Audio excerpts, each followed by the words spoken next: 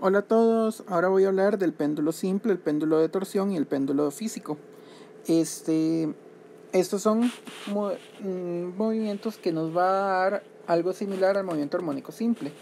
Entonces, la idea es que si nosotros colocamos, por ejemplo, en un péndulo simple, una masita de masa M y una cuerda de largo L y un punto de sujeción, entonces podemos generar un péndulo simple. Este péndulo es va a generar un movimiento de tipo armónico. ¿Por qué? Porque siempre va a regresar periódicamente al punto de equilibrio. Sin embargo, nunca se va a quedar en el punto de equilibrio en ausencia de fricción. Entonces vamos a considerar eso. Solamente vamos a usar ausencia de fricciones. Y el caso super ideal. Muy bien. Lo primero que hay que hacer es colocar un marco de coordenadas para este péndulo y estudiar sus fuerzas. Podemos colocar el marco donde queramos. El punto más sencillo para colocar el marco de referencia es en la propia masa. A pesar de que no es un sistema 100% inercial, de hecho no es nada inercial, podemos colocar siempre el marco de referencia acá y estudiar las fuerzas que aparecen. Y en realidad la fuerza es muy sencilla.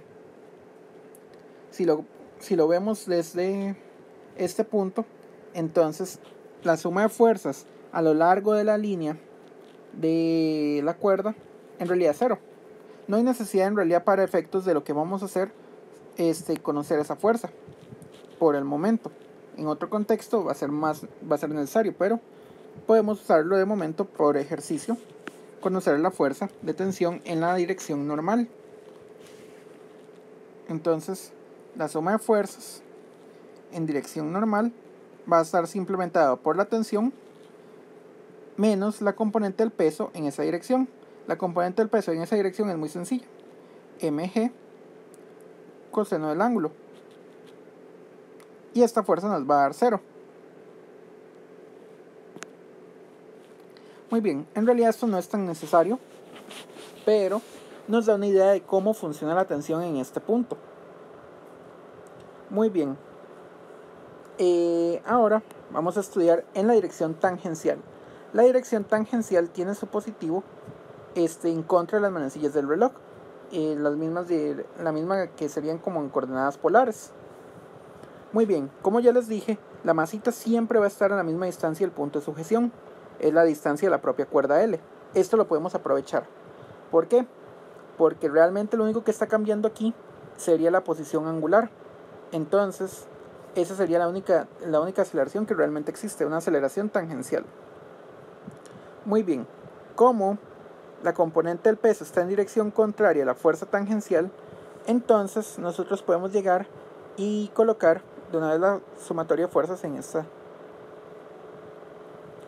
ese punto, bueno, en esa dirección. Sumatoria de fuerzas tangencial, esto es igual a la única fuerza presente es menos la componente del peso, ahí, mg, seno del ángulo. Esto es igual a m por la aceleración tangencial. La aceleración tangencial realmente va a estar dada únicamente por la aceleración que está dado del propio ángulo. Si recuerdan de física 1, la aceleración tangencial la puedo escribir de esta manera: el largo de la cuerda por la aceleración angular, y la aceleración angular es la segunda derivada del ángulo con respecto al tiempo. Y aquí, aquí me falta poner la masa. Esto es igual a m por esto. Ok, si lo notan bien, entonces podemos cancelar la masa. Cancelamos la masa y todo va a quedar en términos del ángulo. Si despejo esta parte de la ecuación diferencial, me queda la segunda derivada de la posición angular es igual a menos G sobre L seno del ángulo. Si lo ven, esta ecuación diferencial es extremadamente difícil de resolver. Como tal, el estudiante no se le pide que sepa ecuaciones diferenciales para este curso y no nos preocupemos. De momento vamos a hacer un pequeño recordatorio. De cálculo 2, espero que ya algunos de ustedes hayan visto lo que se llama una expansión de Taylor. Una expansión de Taylor, ¿qué es lo que hace? Es agarrar una función como el seno, coseno, tangente, expandirla alrededor de un punto donde ella sea continua. Por ejemplo, el seno es continuo en todos los números reales. Entonces nosotros podemos expandirlo alrededor de un punto en específico. Y lo que queremos hacer es expandir casi siempre en términos del punto de equilibrio. El punto de equilibrio está cuando el ángulo es igual a 0 grados. Por lo tanto, la expansión de Taylor nos dice que el seno del ángulo es igual al ángulo menos el ángulo al cubo entre 3 factorial más puntos. Esta es una serie impar. Y como tal, a nosotros nos gustaría ver qué pasaría si el ángulo es pequeñito. O sea, aquí estoy expandiéndolo alrededor del ángulo 0 radianes o 0 grados. Entonces, a partir de ahora vamos a trabajar en radianes. Algunos problemas van a venir en revoluciones y otros problemas van a venir en grados. Tratemos de pasarlo al final a radianes, por favor. ¿Por qué? Porque la calculadora es lo que vamos a entender para resolver una ecuación diferencial siempre van a ser los números reales. Y los números reales y los radianes van de la mano. Los grados y las revoluciones no van tan de la mano. Entonces, si el ángulo es pequeñito, o sea, si zeta es muchísimo menor a 1, esto es una condición para decir que un ángulo es pequeño en radianes.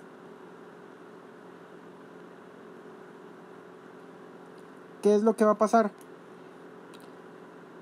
Mientras más pequeño sea el ángulo, el término al cubo y los términos de orden superior son cada vez más pequeñitos.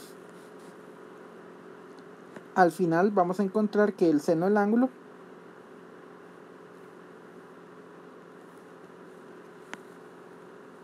es aproximadamente igual al ángulo, a su propio argumento medido en radianes.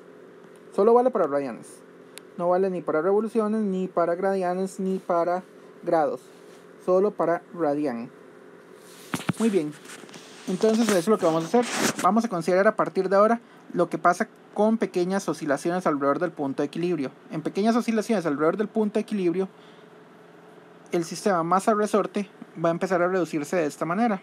De 2 zeta de t cuadrado es igual a menos g entre L por el ángulo. Y si lo ven, esto es una ecuación esta es una condición de movimiento armónico simple. Aceleración es igual a menos una constante por la posición. En este caso, aceleración angular y posición angular. Y a esto se le va a llamar la frecuencia del sistema. En este caso es una especie de frecuencia angular también. No es la frecuencia angular de velocidad angular, sino le vamos a llamar solamente frecuencia angular. En este caso le vamos a dar una denotación especial de omega mayúscula. Omega mayúscula cuadrada es igual a G entre L. Esto tiene unidades, si lo ven, de radianes por segundo cuadrado. Bueno, radian cuadrado sobre segundo cuadrado. O sea, es una frecuencia angular como tal. Muy bien.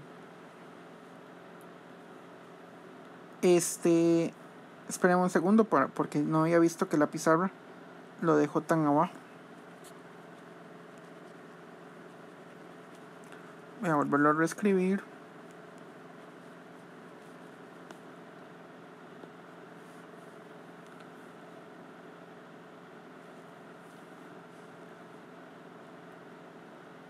Esto es igual a menos omega cuadrado zeta, donde omega mayúscula es la constante de frecuencia angular.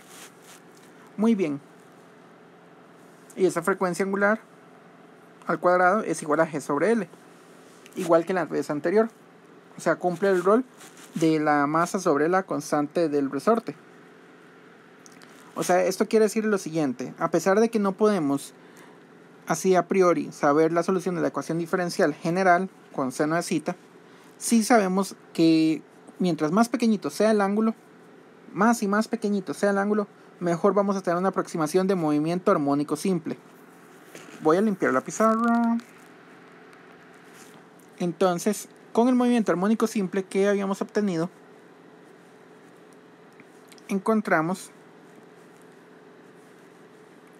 que omega es igual a la raíz de G sobre L. Y nosotros podemos dar una solución a esa ecuación, ahora sí, de la misma manera que la vez anterior. Cita sub 0, le voy a llamar a la amplitud máxima del ángulo. Y nuevamente puedo escoger un sistema de referencia que me diga coseno omega t más una especie de fase de ello, donde omega es igual a G sobre L. De la misma manera, la rapidez angular es igual a menos la amplitud por omega seno de omega t más phi. Y la aceleración es igual a,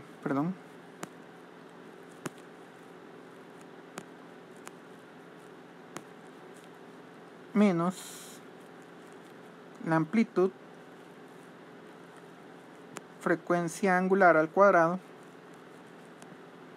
coseno de omega t más phi. Si lo notan, esto es igual a menos la amplitud,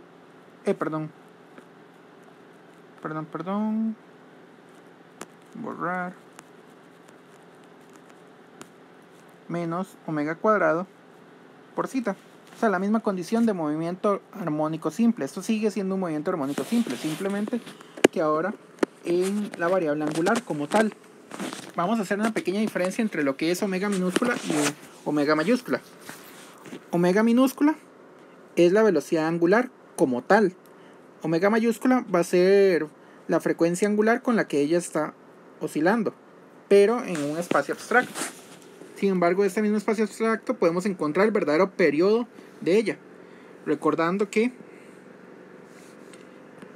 omega mayúscula es igual a 2pi por f, y f ya sí es la frecuencia como tal. Y este otro amigo nos va a dar lo siguiente: esto es igual a 2pi sobre el periodo, y tenemos las mismas ecuaciones de la parte anterior. Entonces acordémonos de que siempre vamos a hacer entonces aproximaciones de ángulo pequeño. El libro a veces usa omega minúscula dependiendo de la versión que estén usando, u omega mayúscula. Entonces, como tal, el periodo para el péndulo simple es 2pi LG. ¿Qué encontramos nuevamente? No importa, mientras que estemos en una condición de ángulo pequeño, ojo muchachos, condición de ángulo pequeño, nosotros podemos agarrar y darle la amplitud que queramos, siempre y cuando sea condición de ángulo pequeño, o sea, un ángulo mucho menor a un radián.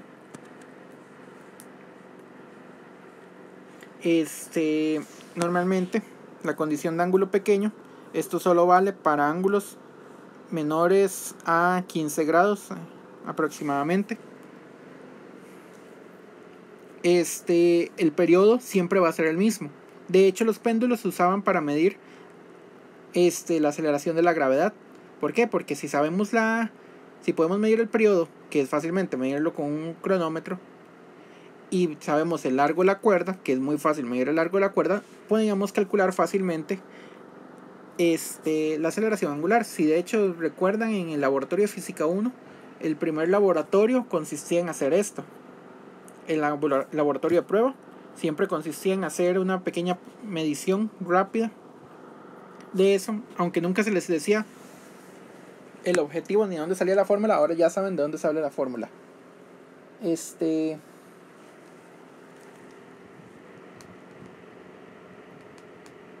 Denme un segundo. Muy bien.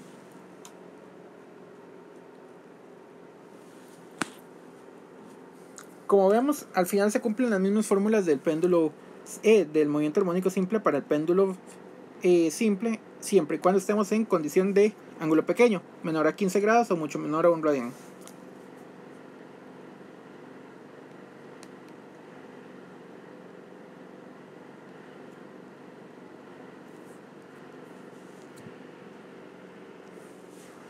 Muy bien, ahora vamos a hablar de otro péndulo más, un péndulo un poco más real.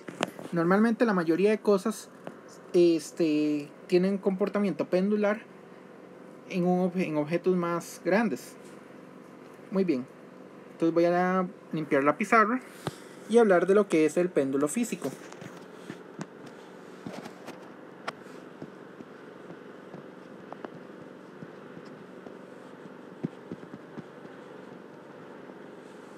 Perdón, esto es el programa que estoy usando, que hace a veces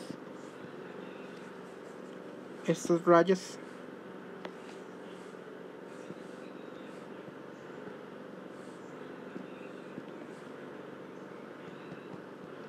El péndulo físico es un objeto sostenido de algún punto. ¿Qué objeto? Cualquier objeto. Por ejemplo, un rótulo, un lapicero, cualquier cosa que esté sujeto a un punto únicamente, o sea, de algún eje, y se le deje oscilar alrededor de ese eje. Esa es la idea del péndulo físico, que usted tenga un objeto y se deje oscilar alrededor de un eje dado. El eje puede estar donde quiera, realmente. El punto del eje, donde el objeto se une con el eje, se le va a llamar pivote. Entonces, ¿qué vamos a hacer? Vamos a tener un objeto cualquiera, un poco deformado, lo que quieran, es un objeto cualquiera, y un punto de pivote.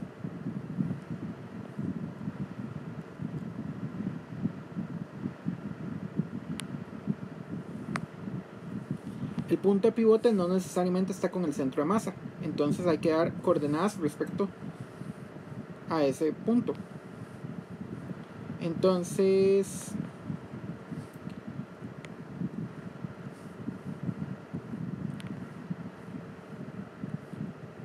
si el centro de masa estaba por acá, sabemos una propiedad importante del centro de masa, que era que las fuerzas se sienten acá.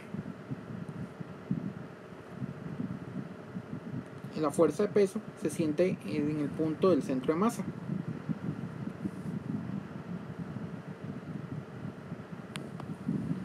Muy bien. Entonces, ¿qué vamos a hacer? Nuevamente vamos a dar un sistema de coordenadas respecto al punto de pivote.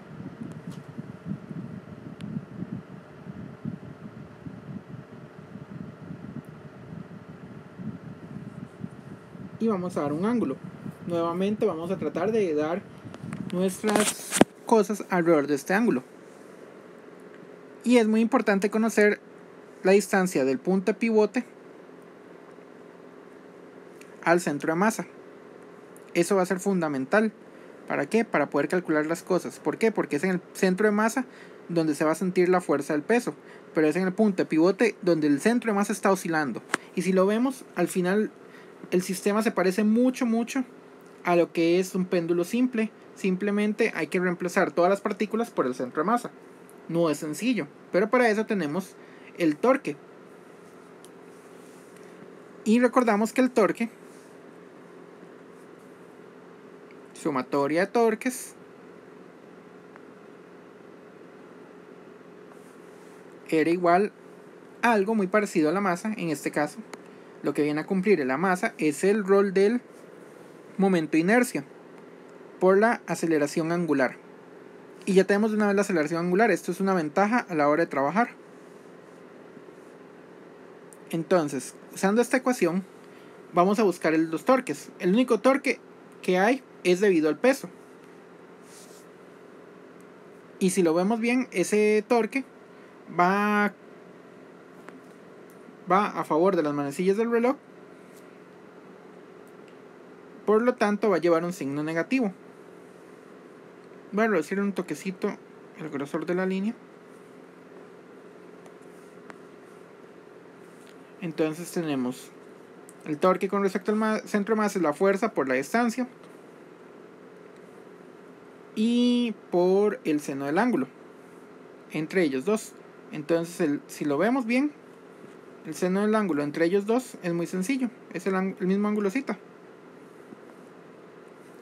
menos mg por la distancia por el seno de zeta. Recordamos de eso del producto cruz. Esto es igual a la aceleración angular por el momento de inercia respecto al respecto al marco de coordenado que estamos usando.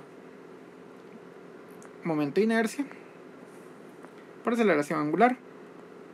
Para la aceleración angular ya sabíamos que tenía una expresión muy sencilla de 2 zeta de t cuadrado, segunda derivada de la posición angular respecto al tiempo. Nuevamente encontramos de 2 zeta de t cuadrado es igual a menos mg de sobre el momento de inercia por el seno del ángulo. Vamos a encontrar nuevamente que esto es una ecuación diferencial, esto es una constante, la misma ecuación diferencial de la parte anterior, y si el ángulo es pequeñito, condición de ángulo pequeño menor a 15 grados aproximadamente,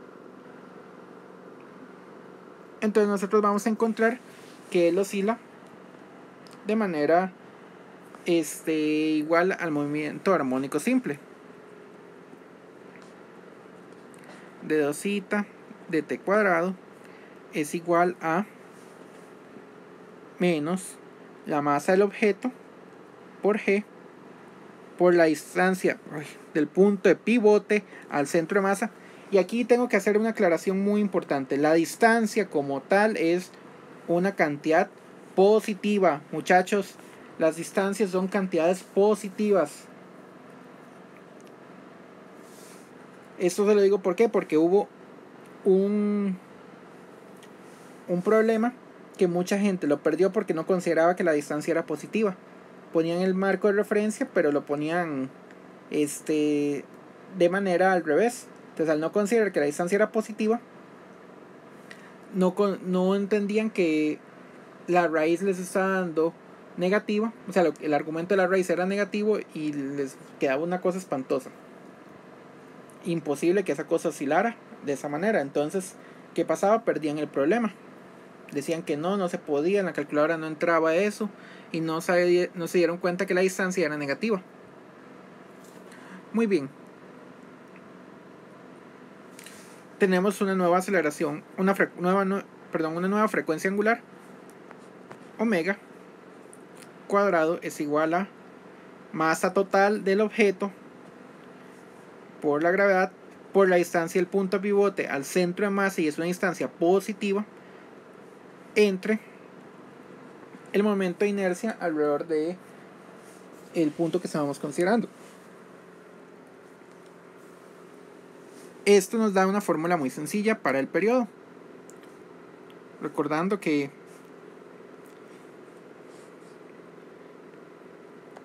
el periodo era igual a, que omega era igual a 2pi por f o 2pi sobre t, podemos encontrar rápidamente la misma situación de antes. El periodo es igual a 2pi de la raíz del momento de inercia alrededor del eje que estamos calculando entre mg d. Es muy importante que ustedes recuerden el teorema de ejes paralelos para este caso. ¿Por qué? Porque el teorema de ejes paralelos nos va a ayudar demasiado en esta situación. Luego les hago el ejemplo del examen, porque el ejemplo de ese examen era súper ilustrativo en este caso. no necesariamente se usaba el teorema de ejes paralelos, pero sí deberían de recordarlo, muchachos, porque muchas veces en el examen, si les van a dar un momento de inercia, casi siempre se reporta respecto al centro de masa, y nosotros no estamos en el centro de masa, estamos en el punto de pivote. Por lo tanto hay que usar el teorema de ejes paralelos, y recordamos, teorema de ejes paralelos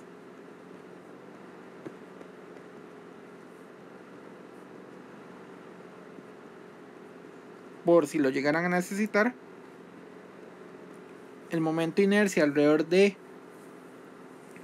un punto cualquiera o de un eje cualquiera es igual al momento de inercia respecto al centro de masa más la masa por esa distancia al cuadrado. La distancia la voy a denotar por la letra L.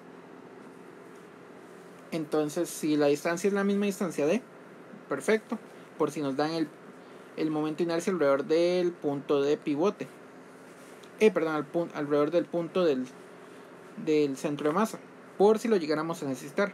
Recuerden repasar eso, esto es conocimiento de física 1 y es necesario que lo tengan en la cabeza al momento de resolver un problema. Luego hago el ejemplo. De momento quiero terminar el péndulo de torsión, pero el péndulo de torsión lo haré en otro video, para que este video no quede muy cargado y que me sea más fácil a la hora de subirlo a internet. Bueno, por ahora les detengo. Hasta el próximo video.